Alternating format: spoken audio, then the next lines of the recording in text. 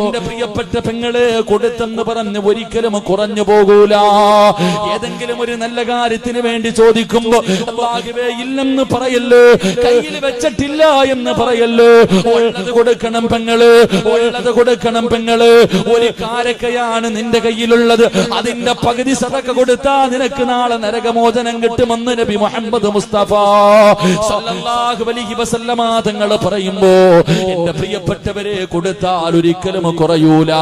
അല്ലാഹുവിന്റെ പ്രവാചകന്റെ പ്രിയപ്പെട്ട പൊന്നുമോൾ മഹദി ഫാത്തിമ ബീബി റളിയല്ലാഹു തആല അൻഹ പടച്ചവരെ കുടുംബം പട്ടിണിയാണ്, ഭർത്താവും മക്കളും പട്ടിണിയാണ്, വിശപ്പ് സഹിക്കാൻ കഴിയുന്നില്ലോ. അല്ലാഹുവിന്റെ പ്രവാചകന്റെ പൊന്നുമോൾ അലിയാര് തങ്ങളുടെ കയ്യിലേക്ക് തനിക്ക് ഏറ്റവും ഇഷ്ടപ്പെട്ട ഒരു ജോഡി വസ്ത്രമുണ്ടായിരുന്നു.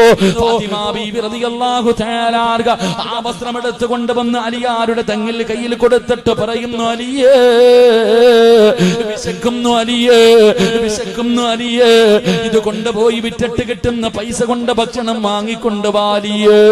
അലിയാര് തങ്ങള് ചോദിച്ചു, ഫാത്തിമ നിനക്ക് വല്ലാതെ ഇഷ്ടപ്പെട്ട വസ്ത്രമാണല്ലോ, ഇത് കൊണ്ടുപോയി വിൽക്കണോ ഫാത്തിമ? ഫാത്തിമ ബീബി പറഞ്ഞ് വിശപ്പ് സഹിക്കുന്നില്ല. അലിയാര് തങ്ങള് കമ്പോളത്തിലേക്ക് കടന്നു ചെല്ലുകയാണ്.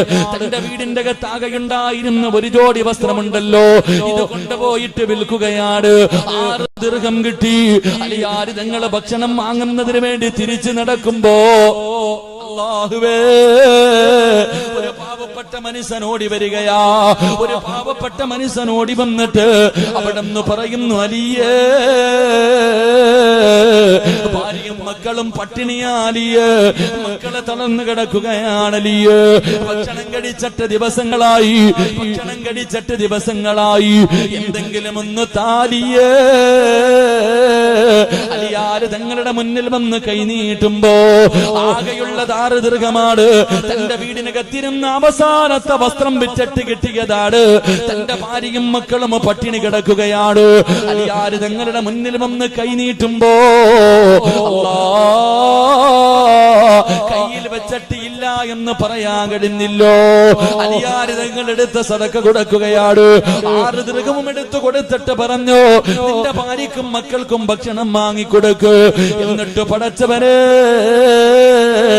ഒന്നുമില്ലാതെ അലിയാര് തങ്ങള് വെറും കയ്യോടെ വീട്ടിലേക്ക് മടങ്ങുകയാ. അലിയാര് തങ്ങള് വെറും കയ്യോടെ നടക്കുമ്പോ ഒരു മനുഷ്യനതാ ഒരൊട്ടകവുമായി കടന്നു വരികയാണ്. ഒരു മനുഷ്യൻ ഒരു ഒട്ടകവുമായി കടന്നു വരികയാ. അവിടെന്ന് ചോദിച്ചു, അലിയേ ഈ ഒട്ടകത്തിന് നിനക്ക് വേണോ അലിയേ? 100 ദിർഹം നീ തന്നാ മതി. അലിയാര് തങ്ങള് പറഞ്ഞു, എന്റെ കയ്യിലൊന്നുമില്ല. അലിയാര് തങ്ങള് പറഞ്ഞു, എന്റെ കയ്യിലൊന്നുമില്ല. ആ മനുഷ്യൻ പറഞ്ഞു, ഇപ്പോൾ നിങ്ങൾ തരണ്ട, നിന്റെ കയ്യിൽ എപ്പോഴാണോ അലിയെ കിട്ടുന്നത്, എപ്പോഴാണോ കിട്ടുന്നത് ആ സമയത്ത് തന്നാ മതി. പടച്ചവരെ അലിയാര് തങ്ങളുടെ കയ്യിലേക്ക് ഒട്ടകം വെച്ചു കൊടുക്കുകയാ. 100 ദിർഹം കടക്കാരനായി. അലിയാര് തങ്ങൾ മുന്നോട്ട് നടക്കുമ്പോ രണ്ടാമതൊരു മനുഷ്യൻ നടന്നു വരികയാണ്. അവിടെ നിന്ന് ചോദിച്ചു, അലിയേ ഒട്ടകത്തിനെ എനിക്ക് തരുവോ അലിയേ? 160 ദിർഹം ഞാൻ തരാം അലിയേ. അലിയാര് തങ്ങൾ പറഞ്ഞു, 100-നാണ് ഞാൻ ഇത് വാങ്ങിയത്, 100-നാണ് ഞാൻ ഇത് വാങ്ങിയത്.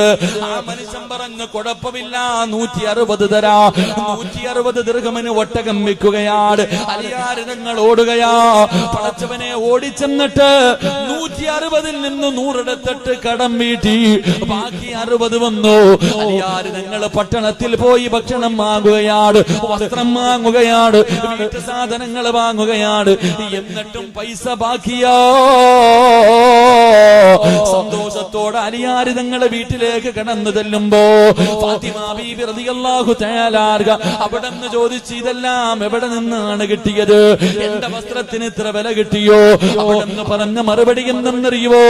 അവിടെ നിന്ന് പറഞ്ഞ മറുപടി എന്തെന്നറിയുവോ? ഫാത്തിമ 6 കൊടുത്തപ്പോ അല്ലാഹു 60 തന്നു ഫാത്തിമ. 6 കൊടുത്തപ്പോ തന്റെ കുടുംബം പട്ടിണി കിടക്കുന്ന സമയത്ത് ഒരു പാവപ്പെട്ടവൻ വന്ന് കൈനീട്ടിയപ്പോ തന്റെ കയ്യിലുണ്ടായിരുന്ന 6 കൊടുത്തപ്പോ ഒന്നിനല്ലാഹു 10 കൊടുത്തു, ഒന്നിനല്ലാഹു 10 കൊടുത്തു, 60 പടച്ച റബ്ബ് തിരിച്ചു കൊടുത്തു. എന്റെ പ്രിയപ്പെട്ടവരെ, ഇത് നിനക്കൊരു പാഠവാ. കെട്ടിക്കിടക്കുന്ന വെള്ളം ഒരിക്കലും വർദ്ധിക്കൂല, ചലനമുള്ള വെള്ളത്തിൽ മാത്രമേ വർധനവുള്ളൂ. അതുകൊണ്ട് എന്റെ പ്രിയമുള്ളവരെ, ആരാണ് ഒട്ടകത്തെ വിറ്റതെന്നറിയുവോ? മുഖറബുൽ അംലാക്ക് മലക്ക് ജിബ്രീൽ അലൈഹിസ്സലാമാണ് ഒട്ടകത്തെ വിറ്റത്. വാങ്ങിയതാരാ? മഹാനായ മീകായിൽ അലൈഹിസ്സലാം. അല്ലാഹുവിന്റെ സഹായമുണ്ടായെന്ന് ചരിത്രം പഠിപ്പിക്കുമ്പോ